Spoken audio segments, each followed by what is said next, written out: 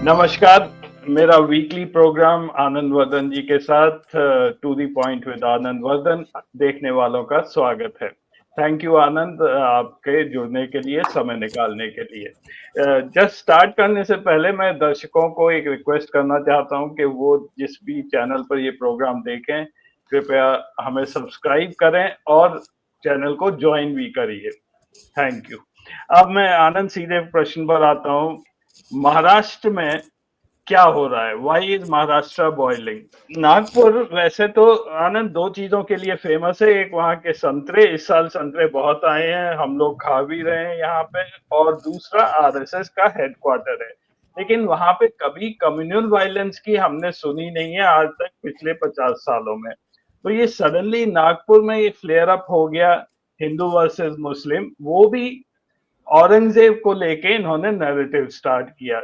350 साल पहले औरंगजेब, और औरंगजेब कोई हमारी हिस्ट्री का कोई बहुत अहम हिस्सा नहीं है, उसको विश्व हिंदू परिषद और बजरंग दल ने एक इश्यू बना दिया कि हम औरंगजेब की, उनका जो जो टोम है उसको हम गिराएंगे। और फिर कुछ आपसी झगड़े हुए वहां पे।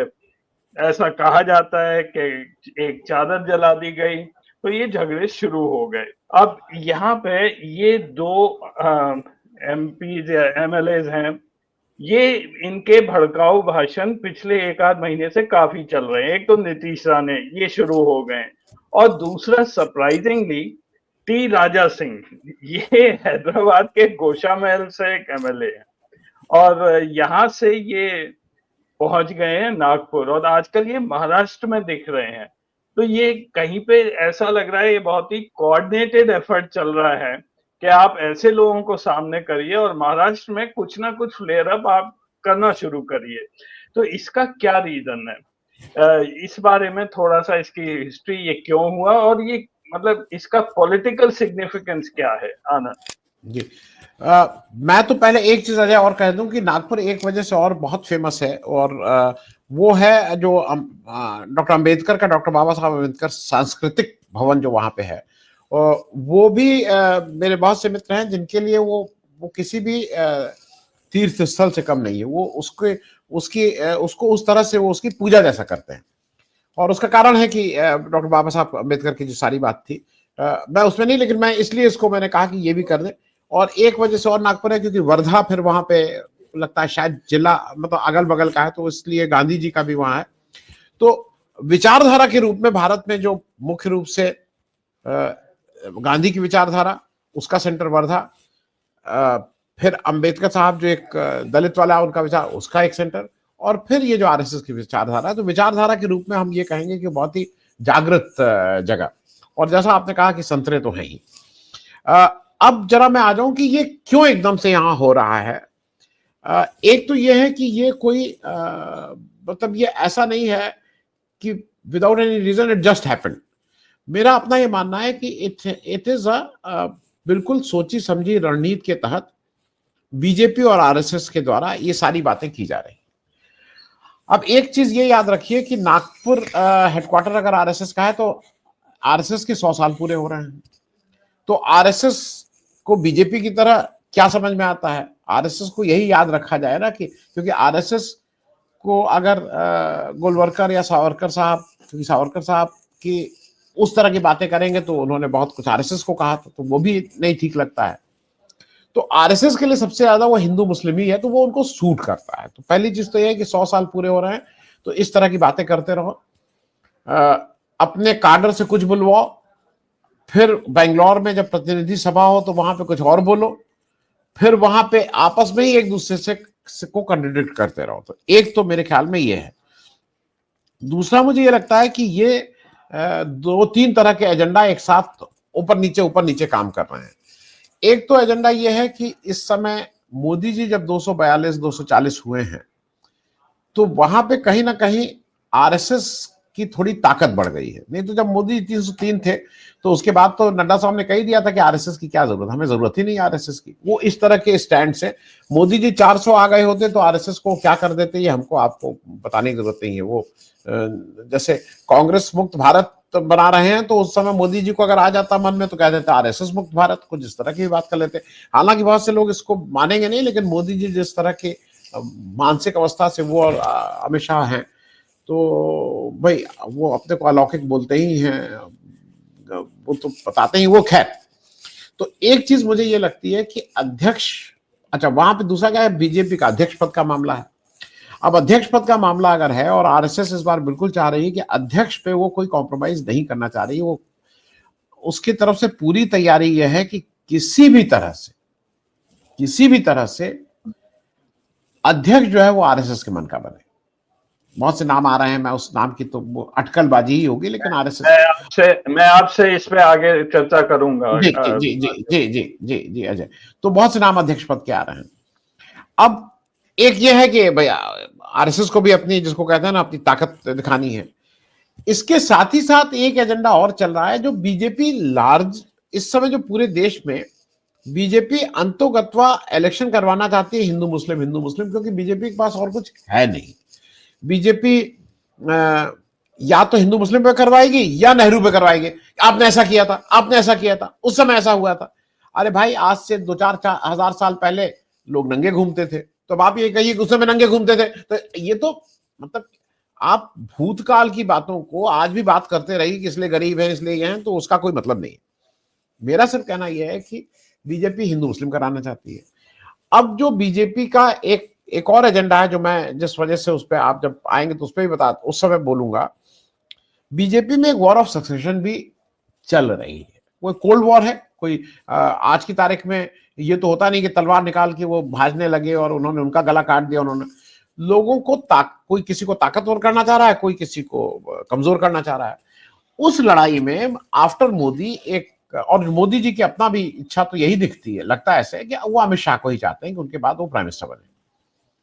अब एक बहुत स्ट्रॉन्ग कंटेंडर योगी आदित्यनाथ जी आ गए हैं, और मैं इसलिए बात कर रहा हूं कि मैं उन मित्रों की बात कर रहा हूं, मेरे घर पे नाम किसी का क्या है, बहुत ही हार्डकोर, मतलब बिल्कुल समाजवादी हार्डकोर, अगर उनका कुछ कटे तो वो उनसे समाजवाद ही निकलेगा। ऐसे व्यक्ति भी जब आए तो उन्होंने कहा कि अभी तो मैं यहां था और इनसे मिला, उनसे मिला। अरे लेकिन अमित शाह और योगी के बीच में अगर चुनाव होगा तो योगी ही जी ज्यादा ठीक है। ये तो मतलब लोगों को ये है कि ये जो एक्चुअली क्या है ना, ये जो गोधरा करते हैं, ये जो सोहराबुद्दीन करते हैं, ये जो लोया करते हैं, ये लोगों को पछता नहीं है, क्योंकि ये उसके मुकाबले जो योगी आदित्यनाथ करते हैं वो बुलडोजर करते हैं, एक वर्ग विशेष को करते हैं, इसमें कहीं कोई दो राय नहीं है।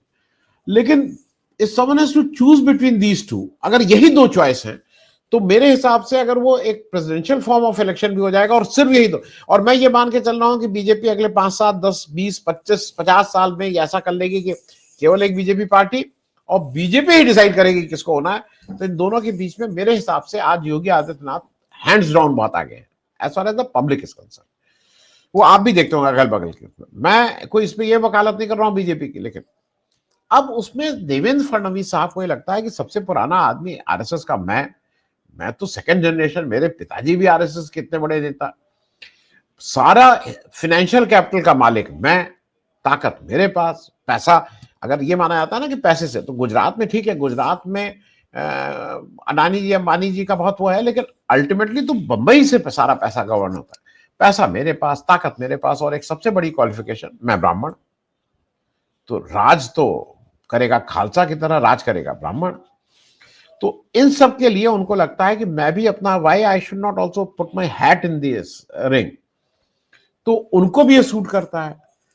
देवेंद्र फडणवीस साहब भी अब उतर गए हैं। अच्छा, नागपुर उनका गृह जनपद, तो ये 2-3 चीजें एक दूसरे के साथ ओवरलैप कर रही हैं, और इसलिए उनको ये सूट कर रहा है कि नागपुर में अगर इस तरह के, अच्छा जो मैंने बात पहले भी, पिछली बार भी आपसे कही थी कि अमित शाह के पास गोधरा है, योगी जी के पास संभल है, देवेंद्र फडणवीस के पास अभी तक कुछ नहीं था, उनके पास अब औरंगजेब की कब्र है। तो वो सबके अपने अपने एजेंडा है। तो इस तरह से नागपुर तो, और मेरा यह है कि नागपुर अभी नहीं, 4.5 साल अभी सरकार रहेगी ये बीजेपी वाली, कोई भी त्यौहार आएगा, इररिस्पेक्टिव वो हिंदू का हो मुसलमान का हो, हर बार वहां पे कुछ ना कुछ टेंशन तो अब होना ही होना लाजमी है, जो कि नागपुर में कभी ये सब होता नहीं था। अजय जी, जी आनंद, अब मैं दूसरा विषय पे थोड़ा आपकी टिप्पणी चाहूंगा जो सोशल मीडिया पे भरा हुआ है।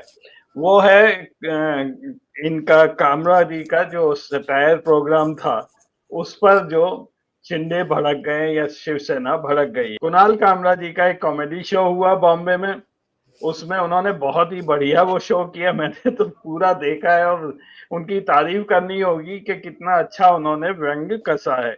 और ये पहले कॉमेडियन तो है नहीं जिन्होंने पॉलिटिशियंस पर कोई ऐसी बात की है। हमेशा से ऐसा ही होता रहा है। हमारे राहत इंदौरी की आप कोई भी कविता ले लीजिए, वो हमेशा से पॉलिटिशियंस को ही पिक करते थे। तो पॉलिटिशियन पर मजाक नहीं करेंगे तो हम लोग किस पर करेंगे? भाई, जब आप अगर आपको याद होगा हमारे जो ऑफिस के डेज में कोई भी अगर हम सटायर करते थे तो अपने बॉस लोगों को देते थे स्टेज पे खड़े हो, कोई उसमें बुरा नहीं मानता था। बट ये इतना ज्यादा भड़क गए हैं, तोड़-फोड़ कर रहे हैं, वो जगह भी तोड़ दी। आज सुबह वहां पे कह रहे हैं वो बुलडोजर भी चल गया है कि वो इलीगल होटल था। और शिंदे जी ये कह रहे हैं, इसमें इनकी फडणवीस की टिप्पणी आई है कि we respect freedom of expression but recklessness will not be tolerated. ये रेकलेसनेस क्या चीज थी इसमें? और आज सुबह शिंदे जी का आया है, freedom of speech is there, we understand satire but there should be a limit. तो हम किस टाइप की हम लोग बनते जा रहे हैं कि हम मजाक भी नहीं सह सकते हैं, या ये सब फिर से पॉलिटिकली मोटिवेटेड है कि एक group is one group is trying to settle political scores against the other? आनंद।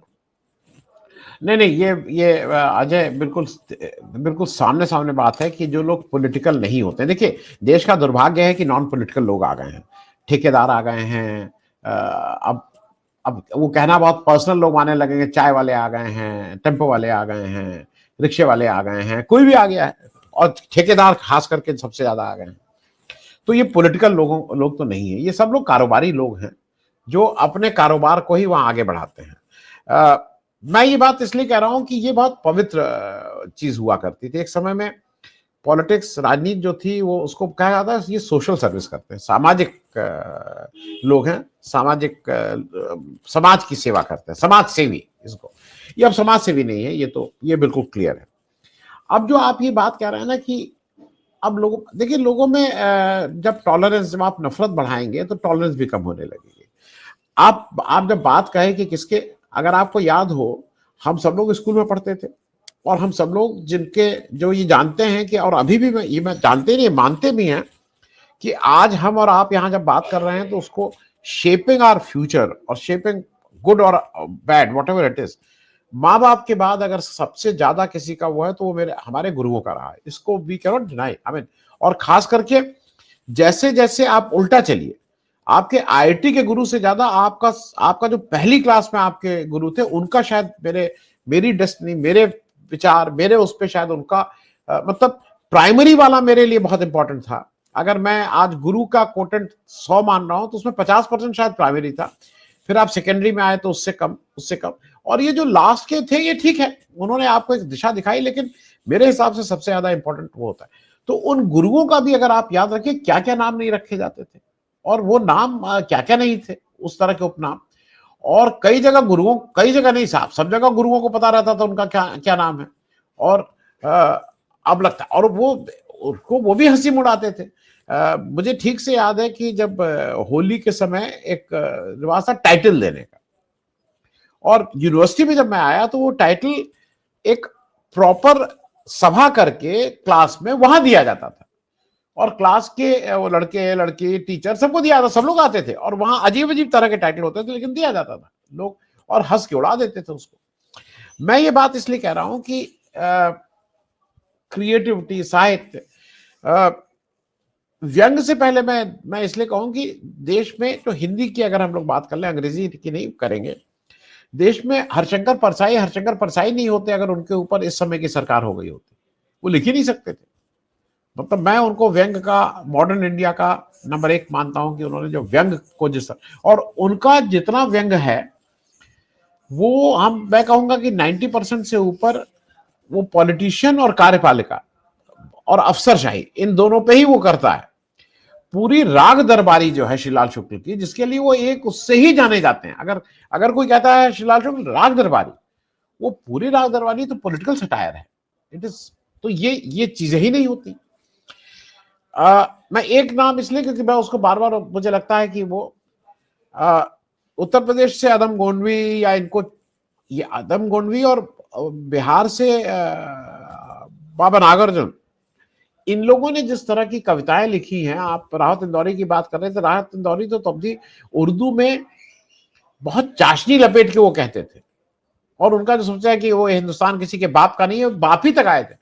नागार्जुन ने क्या लिखा है भाई, ये लोग तो शायद उसको, उनको मतलब ये क्या करते हैं, उनको फांसी में लटका देते हैं, जो आज करके जो निजाम चला रहे हैं।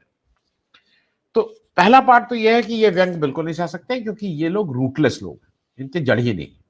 दूसरा ये पॉलिटिकल नहीं है। तीसरा ये है कि कारोबारी है, इसलिए इनको ये सब समझ में नहीं आता।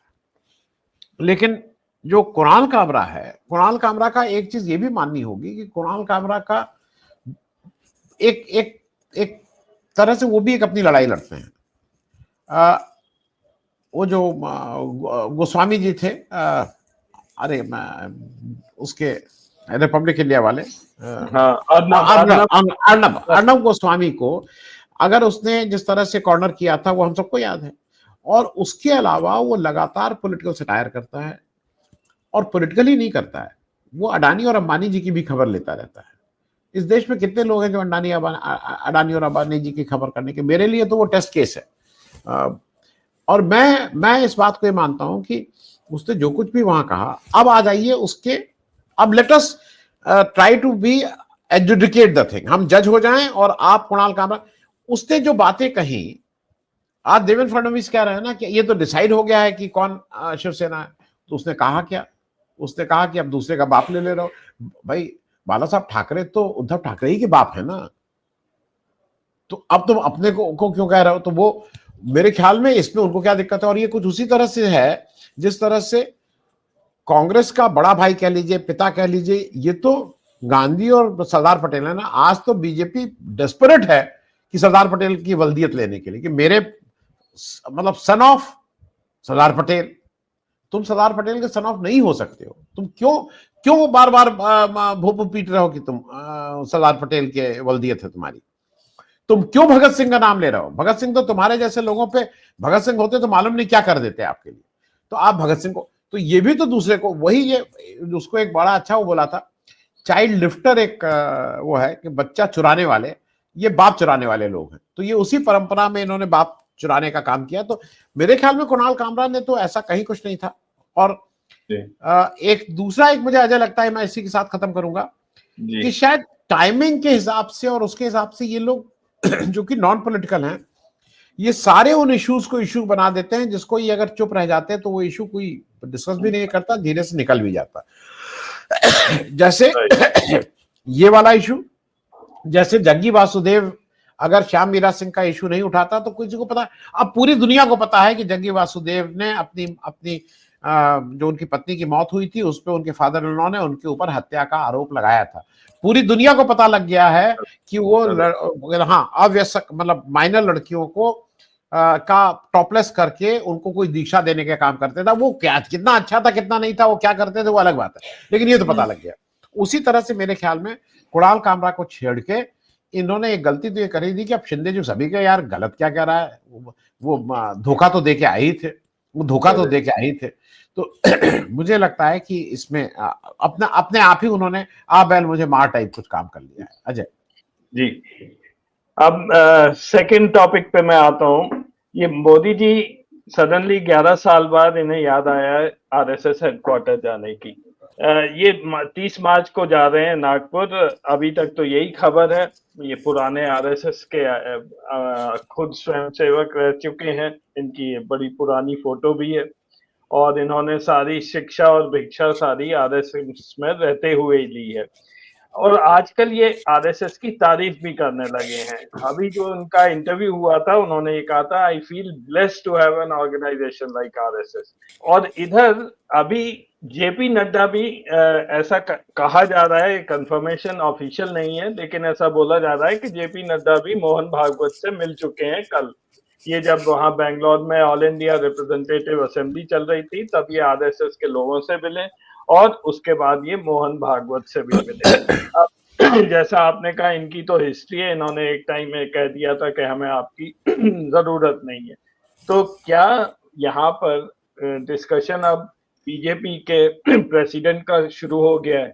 कोई कॉम्प्रोमाइज सॉरी कोई कॉम्प्रोमाइज फॉर्मूला निकालने की शायद बात हो रही है। यहाँ पर इन्होंने, दत्तात्रेय होसबले ने ये कहा है कि किसी पार्टी का अध्यक्ष चुनना हमारा काम नहीं है और कोई हमसे पूछे ऐसी अपेक्षा भी नहीं है।